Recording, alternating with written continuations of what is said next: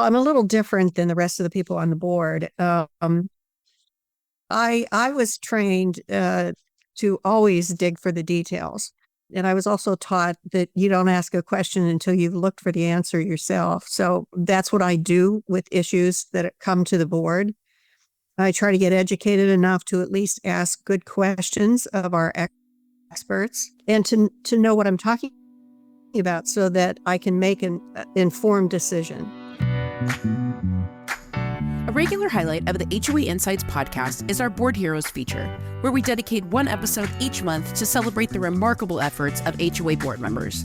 To us, a board hero is one of the 2 million elected volunteers who deserve recognition for excelling in a role that often goes unnoticed. Today, we're excited to spotlight one of these exceptional board heroes and share their inspiring story.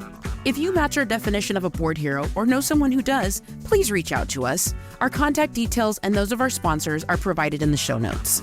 Welcome back to HOA Insights, Common Sense for Common Areas. I'm Robert Nordlund, and I'm here today for episode number 143 with another one of the board heroes we're proud to celebrate. I read a column from this board member, Candice Scanlon, in the November-December issue of CAI's Common Ground magazine. I liked it, was able to get in touch with her, and we're fortunate to have her here on the program today. Her column in Common Ground was titled The Value of a CAI Education. But in chatting with her before the episode, I found out that Candice has so much more to share about what an educated and active board member can do for their association. And I should say, the value that they add to their association. So today we have with us Candice Scanlon, a board member of her 132-unit condominium association in Southern California. It was built in 1977. Candice has lived there since 1989.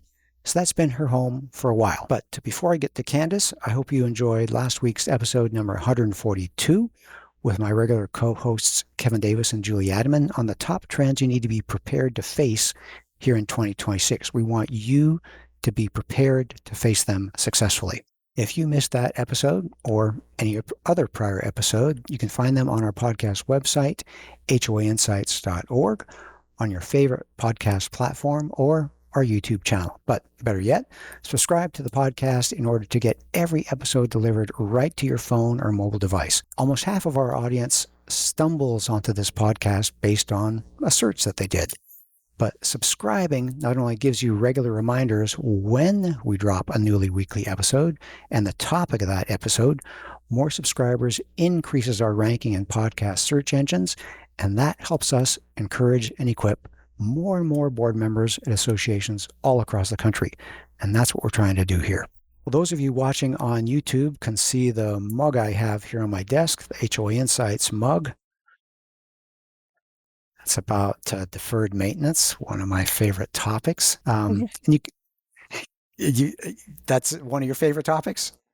Yes, definitely. Yeah, absolutely. So you can browse through and see what we have from the link to our merch store on our HOAinsights.org website or today's show notes.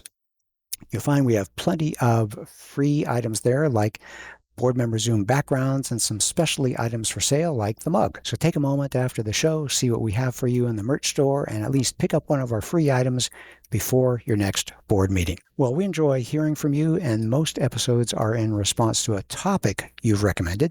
So do stay in contact, letting us know what questions you have, what topics that you'd like to hear us address. And so to do that, leave us a voicemail at 805-203-3130. Leave a comment on one of the YouTube videos you watch, or send us an email at podcast@hoainsights.org. Back to today's episode. Candice, let's start with what got you onto the board at your association in the first place. Why did you decide to run? Well, a neighbor of mine and myself were discussing the fact that our association did not have earthquake insurance. And both of us felt that would left an open area that wouldn't be covered when the next big quake came and whatever damage we had. And we wanted to be sure our association actually survived. So we wrote up a petition asking the board to add homeowners or quake insurance, and we walked around and knocked on doors. And the petition asked the board to add quake insurance. We got a 60% positive response to that petition, and the board couldn't ignore it. So they ended up getting earthquake insurance, and we've had it ever since, thank goodness. Okay. Which inspired my neighbor and I to run for the board. Yeah, if you're doing all this work to encourage the board to do the right thing, why not be the board? Yes. Well, we knew there would be other topics that came up, so that we wanted to register our opinions on. And the only way to really do that effectively is to be on the board. Well, fantastic. So did you both run and both get elected? Yes, we did. Good for you. Well, I just want to remind our audience, Candice is from Southern California, so that indeed is earthquake country. And my worldview is preparing reserve studies, and that's the partnership between the board's responsibility to maintain the association and the homeowner's responsibility to pay the monthly assessments. And here you are saying, raising your hand and saying, we are willing to pay more. Please get this insurance and protect us. And it feels like you're handing the board a good decision on a silver platter. Yes. Cool. Okay. Well, tell me, what particular skills or point of view, what did you bring to the table as a new board member? Well, I'm a little different than the rest of the people on the board. I was trained to always dig for the details because I'm a scientist. And I sold robotic chemistry equipment. And there were a lot of details to it. And I was also taught that you don't ask a question until you've looked for the answer yourself. So that's what I do with issues that come to the board. I try to get educated enough to at least ask good questions of our experts and to know what I'm talking about so that I can make an informed decision. The problem is if you get 2 or 3 bids from experts and they differ in what they are telling you, you have to have some way to figure out who is giving you the best advice. Right. Why are they different? And that comes with knowledge. There you go. I like that. So you come from it from, I don't know if that's right brain or left brain, but an analytical point of view. And right. I'm an engineer. And so I think you could say probably like you do. You want to know what the answers are. And to get the right answer, you have to be asking the right question. And so that requires you to know what's going on. I think there are so many board members that are just daunted or overwhelmed by what they feel like they're supposed to do. But I want to bring out what you said, that you researched things, you looked into what it is, because when you're using experts, they do all the hard work. But you need to know what questions to ask of the experts, because I'm not a painter. You're not a landscaper. I don't do foreclosures. You have experts to do all these other things. And having the right package of experts serving your association just makes a night and day difference, I would imagine. Is that your experience? Well, I can give you a recent example. We had repaved our streets. We have 6 streets in our association, maybe 6 years ago, and they have cracks. And so we were trying to figure out, what do we do? Do we fill the cracks and put a slurry coat? Do we repave? What's the best approach? So you're a robotics equipment salesman. What do you know about asphalt? Nothing. Yeah. Nothing. I know a lot now. Now you do. Yeah, good. Yeah. The problem was, the experts all gave different advice. And so I started digging into it. The biggest thing that the board was angry at the company that did the paving because it cracked. Well, it come to find out when you do a little research, that's just part of the animal. Asphalt that's cracks. Just the way it happens. Southern California sunshine. The water from rain gets in the cracks. It goes to your base and it causes more cracking. So what do you do to make it last as long as you can? And there was a training at CAI by an expert on paving who now acts as an authority for homeowners that want advice on it. He doesn't do paving anymore. And the stuff I heard him say was reflected in all the research I had looked at. So I knew he was telling me what the right answers. So the board decided not to do anything because they were getting different answers from different places. And Now I'm afraid the paving is damaged enough that it's going to cost us a lot more. We'll have to repave instead of just slurry coat. So you've run into what we call deferred maintenance. The board's attempt to save money is actually going to cost them more money. They didn't know how to make the decision because they didn't, like you said, know enough about paving. And everyone was telling them different things. So what do you do when you don't know? You stay with what you have. You don't make a decision. Yeah, that's unfortunate. And you have to be careful about who you're asking the questions of. I've been told many times that don't ask a barber if you need a haircut because his answer is going to be, Sure yes. You do. Yeah, sure you need a haircut.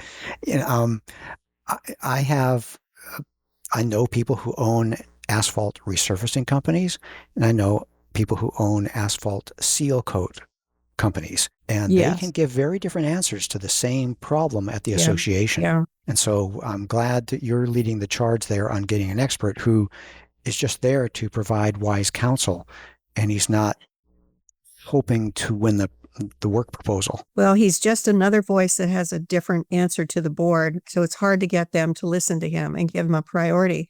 No one else on our board does any training. Let's talk about that. How many people on your board? Supposed to be 5. We have an open seat. We weren't able to find anyone to fill the open seat. I've got to start walking around. Our election will be coming up at the beginning of the year, and I always walk and knock on doors and try and find people who will be on the board. Yeah, we had an episode recently on recruiting new board members. I think it might have been 137. And that's an important task, to keep that pipeline full of people with fresh skills, fresh voices. Okay, so you're at 4 people total out of 5, and it sounds like you are the learner, can I say progressive one, wanting to get things done. So how do you deal with, and I want to say normal, because so many of our audience members are thinking, board friction is normal. How do you deal with board friction? I try to avoid it as much as possible. Okay. I pick my battles because it tends to escalate once you start getting friction. So I put things on the agenda that I want talked about, but I let the board start the discussion. And if I find they're going in the direction I want them to, I keep my mouth shut and let them take the ball. Let that train leave the station. Yes, I'm getting what I want. I'm going to let them talk about it. They'll think it's, their idea. They're going. But if, for instance, the electrical panels was an urgent matter to get fixed, replace all of them so that our insurance wouldn't double or triple. Yikes. Double or triple. Oh, yes. And your insurance happened to premium many of the homeowner associations. And how do you afford that? Yeah. They dug their heels in. They didn't want to do it. They didn't believe the news reports that the panels were dangerous. And it took me almost 8 months to keep gently pushing them every meeting to replace the panels. But then when we started looking for someone to do it, they wanted the cheapest person. But we needed it done right. CAI had an excellent electrician, and he had been in business for quite a while. The other bids they had were companies that were 2 or 3 years old, and they didn't have enough staff to do the kind of tracking that needs to be done with the panel replacements and working with Southern California Edison. And I knew those things. Slowly, I got the board to agree to it. And that's the way I approach everything, is if I have to go slowly, then I have to go slowly. My brain is spinning here. Your association built in 1977, so we're approaching 50 years, if I do my math right. Okay. And I'm thinking our country was founded with slave labor, and it took a lot of time for us to work through that and get to a country where that was inappropriate. Same with England. I think there is a story, I hope my listeners will correct me. I think it was William Wilberforce, who was a member of Parliament in England, and he spent decades fighting against slavery in the United Kingdom, or the British Empire, I guess it was at that time. And some things just plain take time. Yes, unfortunately. Okay, so let's add to your skills, background as a scientist and a learner, someone who's curious. You have what do we say, tenacity or persistence? Oh, like a dog with a bone. Uh-oh. That's the way my daughter describes me. I'll call it tenacity and persistence. I don't want to call you a dog. Okay. Well, I'm enjoying this. Take me down that path about the electrical panels. So how did you actually learn about this? Did you hear about it from the insurance company that said, unless you do something about this, we're going to raise your premiums? That's a good point. We had that, this training. I go to luncheons every month because there's a training with it. And That's a CAI, we had one. your local Yeah, chapter CAI. Okay. That's right. And they had some attorneys who were telling us, and insurance guys, about the panels. And the attorney said, I have an association right now who had the old panels, and they had a repair that needed done to a house, and a handyman came. He shut off the circuit breakers, thought they were off, and didn't test them, and he was electrocuted, which really played havoc with me being able to sleep after that. Because he said the panels were so dangerous, they had caused a lot of home fires and deaths. Okay. And, that could happen any night you go to bed. Yeah. The other thing was you had to, the insurance companies were refusing to renew policies that had those panels. And Okay. I got a call from our insurance agent who said, I know you have one of those panels. I am not going to tell the underwriters unless they ask me. We had the time between then and the next renewal of our insurance to get them changed. And that was less than a year. It was about 10 months. Even if we're in progress and we renewed in June. So even if we hadn't quite completed it, I was pretty sure we could convince the underwriters it was just a matter of time. Right. It was in process. Right. So I learned about both risks, the fire and the insurance at that training. Can you give us some orders of magnitude, comparison of the cost to replace those electrical panels compared to your annual insurance premium? Do you know those numbers off the top of your head? The replacement, the project cost us almost $500,000 with 132 homes. So we had to replace the panel and pull the permits, which took time. And we had to pass the inspections for Southern California Edison. And then Edison said, the cabinets that the panels were in also had to be modified. And we had done a special assessment already on the panels. So the modification, we had to find money for that. It would have doubled or tripled our insurance. And I don't remember what we're paying. It's a pretty high number, but we have excellent insurance. Yeah, but I would have figured that would be a 2, 3, 4 year payback. A pretty wise payback to get the project done just on a dollars and cents term. And we're not even talking about not being able to sleep at night because it's a fire risk. Yeah. I mean, what if we had electrocuted a handyman and we had a lawsuit on that? Yeah. That also affects your insurance. Yeah. And what if you had a fire after you learned about the risk and before you got anything done about it? Knowing that we had the risk. So we got stickers, large stickers that said, do not do electrical work unless you have double checked that the circuits are actually off. And we stuck them to all the panels. So you at least put some warnings up. Right. Yeah. Because we knew about it now. And then if there's a sticker there and someone still gets hurt, we might have protected ourselves. Thinking over at Champlain Towers South in Florida, they got an engineering report in 2018 that told them they had a whole lot of trouble at the association. Yes. They got a reserve study in 2020, and then COVID hit and that shut them down, and it was hard for them to get contractor proposals. It was hard for them to get a bank loan, and we all know the end of that story was in June of 2021, 16 months after that reserve study, they fell and killed 98 people. And that's not what you want to be known for as a board member, being a part of something like that. That's what scared me about these electrical panels. And there are a lot of people who still don't know. If they hadn't been in that training, if I hadn't been in that training, I never would have known. Yeah. we'd have still had the old panels unless the insurance company came out. Yeah. And fortunately, you had that combination of the CAI talk that you went to, and it wasn't particularly something of your interest. It was your pattern to go to these monthly luncheon meetings and learn and learn and learn. And the combination of that and your insurance agent talking to you, that was a great combination. That was a 1-2 punch.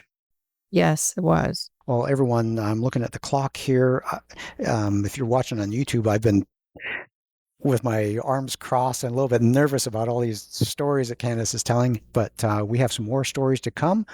And so we're going to take a quick break now to hear from one of our generous sponsors, after which we'll hear from Candice again, some more projects that they've done at their association. Numbers matter, and we need numbers like game scores and bank balances to let us know where we stand. The same is true for your association. Is yours thriving or struggling? Let me introduce you to the FiPhO Health Score, like your own personal FiPhO Credit Score. Now in one simple number, owners and boards can learn the combined financial, physical, and operational health of their association.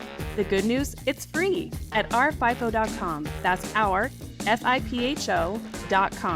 Learn how your association measures up. And we're back. Well, Candice, I have to admit, you telling me that your fire panels, not fire panels, the electrical panel replacement project cost better part of $500,000, $500,000. I didn't get my calculator out, but that's a big expense. How do you and the other board members go about pitching that to each other and to the association members? That's a tricky subject. Yeah. Our Because board was given... That's a lot of money. Yes, it is. And it was almost $5,000 for each homeowner. We have a lot of them that are elderly and some that are out of work and are trying to keep their homes. And that was a worry for me too. I thought the association could have done a better job in helping those people. I didn't tell them the insurance man had called me.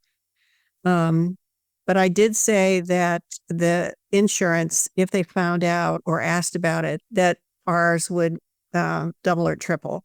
Okay. And I think that was something that got to them because they know we have to have insurance. It's not a maintenance issue you can put off. Yep. You have to have it every year. So I approached it that way. And then I told them about the electrocution. They wanted to only put stickers on. I let it go at that. But I never give up when it's a big subject. It's on every agenda. Thank goodness I can put things on the agenda. They haven't blocked that.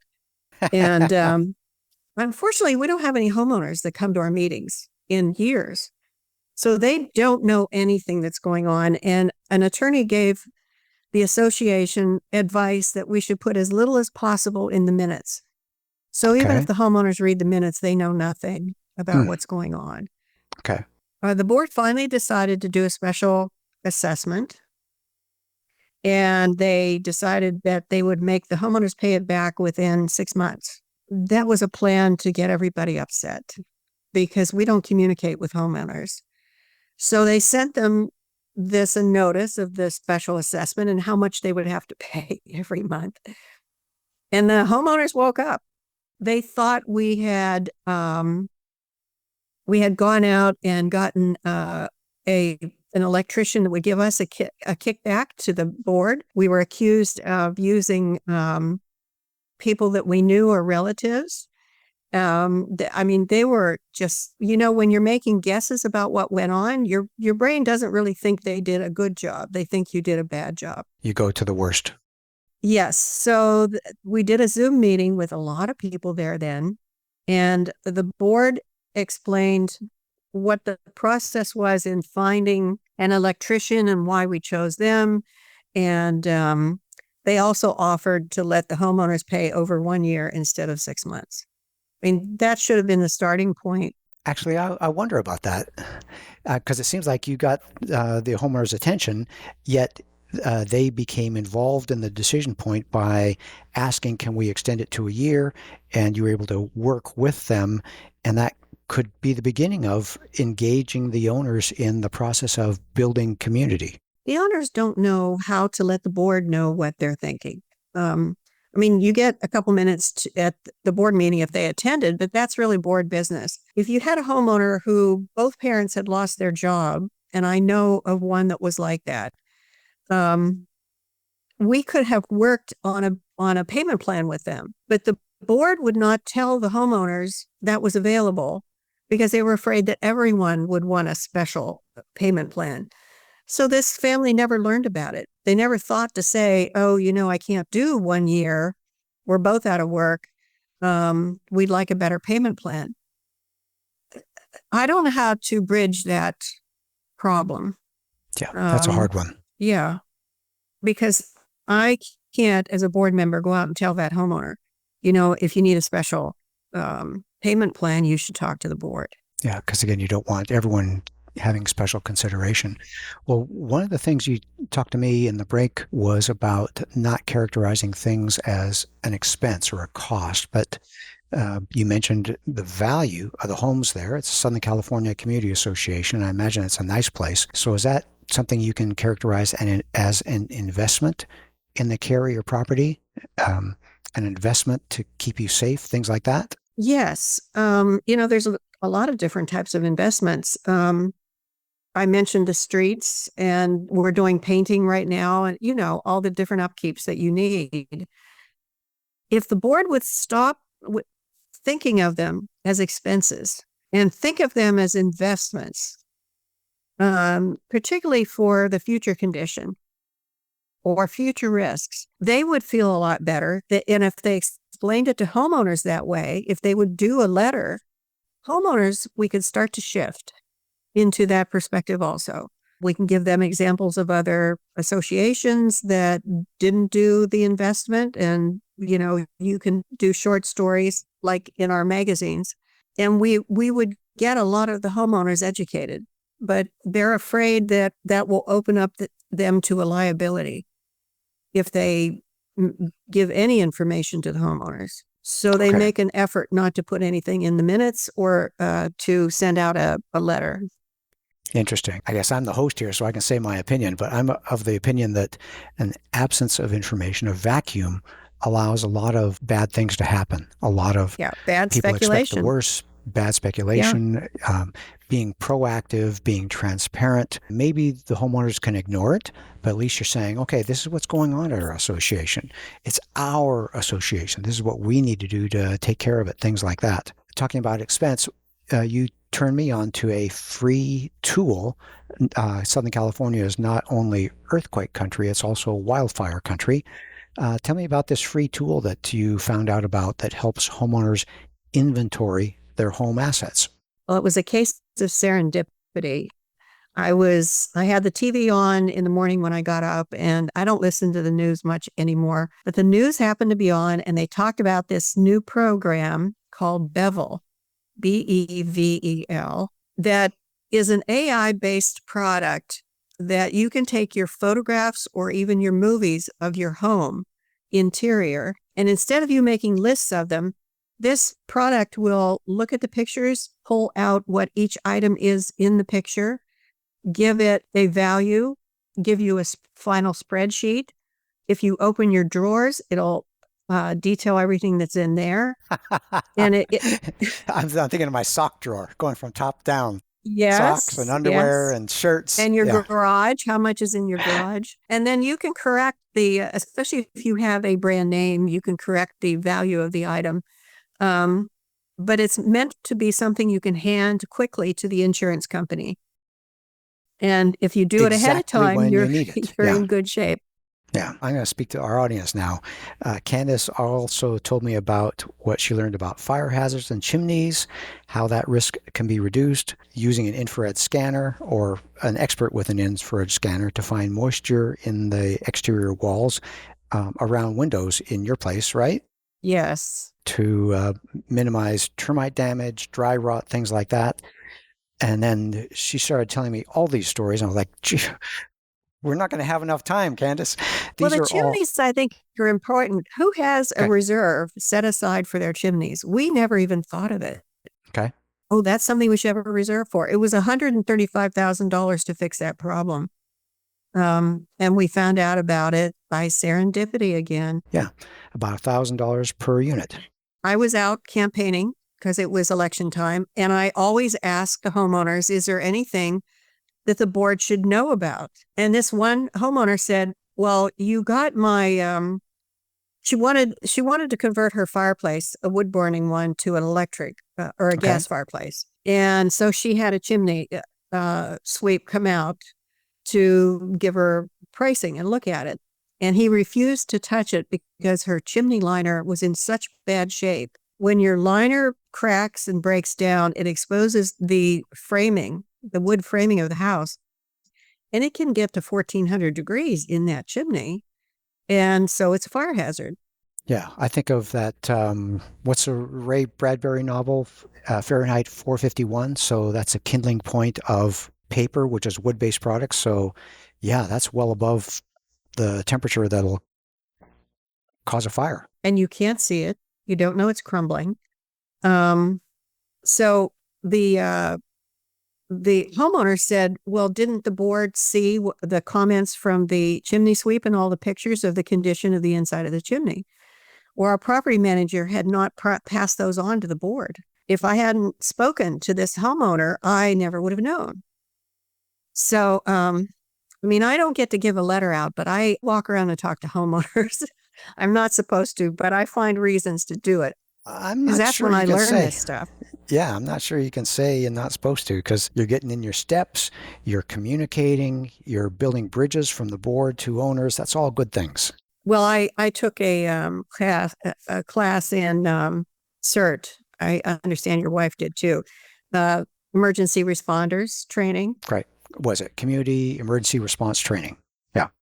And so I hand out flyers on earthquake prep, getting ready for earthquakes. So I can talk to homeowners about that. Anyhow, the chimneys were easily repaired, strangely enough, with just a coating that they put on the inside. So we didn't have to tear them open.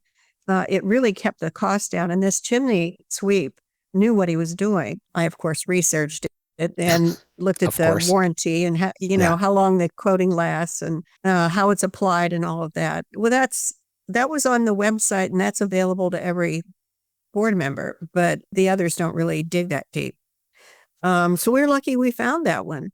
Now we need a maintenance plan for that. How often and how much money will we need? We haven't done that yet. The point on that one to me that really stuck out is that there could be maintenance that you don't even know you need a reserve for. Yeah, you need to be open, aware. Again, one of those the C words is you want to be curious. You want to find out what's going on and be, I want to say, a lifetime learner. Candice, again, I'm looking at the clock here. This is so much great material, but I keep coming back to the idea of saving money, keeping us safe. Your comment about this being an investment, not an expense. And I just got to thank you for taking the time to join us in today's program, for sharing from your experience. I certainly would feel better, safer as an owner in an association where you're on the board. You certainly made that clear to me.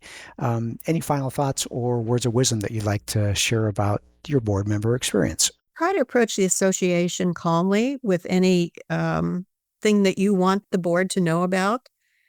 It goes a long ways. Don't expect to get it solved in one board meeting. Take your time with it and keep bringing it up with new information. And that keeps the communication open between the board members. That's that persistence that you talked about earlier. Yeah.